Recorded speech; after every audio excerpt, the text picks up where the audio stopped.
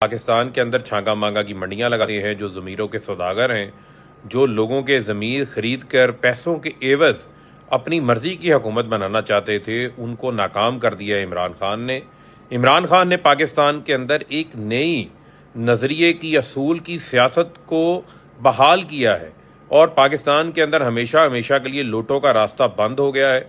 कल मैं सलाम पेश करता हूँ हमारे अरकान असम्बली को, अपने इत्तेहादियों को जो खड़े रहे, वोट ऑफ कॉन्फिडेंस भी हुआ। उसके बाद आज परवेज़ इलाही साहब ने जो वादा इमरान खान से किया था असम्बलियों को तहलील करने के हवाले से, वो वादा भी उन्होंने निभा दिया है। अब गवर्नर के पास है, गवर्नर के पास समरी मौसूल हो चुकी है।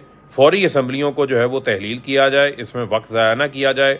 असम्बलियाँ तहलील होने के 90 रोज़ के अंदर अंदर इंतखाबात करवाने हैं।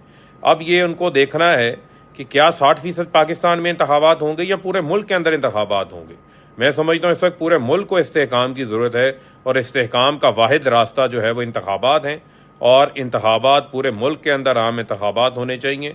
उसकी तारीख का तयन जो है वो हो जाना चाहिए ताकि लोग इंतखाबात की तैयारी करें और फैसला बंद कमरों में ना हो, फैसला पाकिस्तान की आवाम करें कि उनका वज़ीर आज़म कौन होगा, उनका वज़ीर आला कौन होगा, कौन उनकी किस्मत के जो है वो फैसले करेगा। तो इंशाअल्लाह पाकिस्तान के अंदर जो है वो जमहूरियत, एक नया दौर आगाज़ हो रहा है जमहूरियत का और एक मजबूत जमहूरियत आएगी और इंशाअल्लाह इमरान खान पाकिस्तान के दोबारा 2/3 मेजॉरिटी के साथ इस बार वज़ीर आज़म बनेंगे इंशाअल्लाह।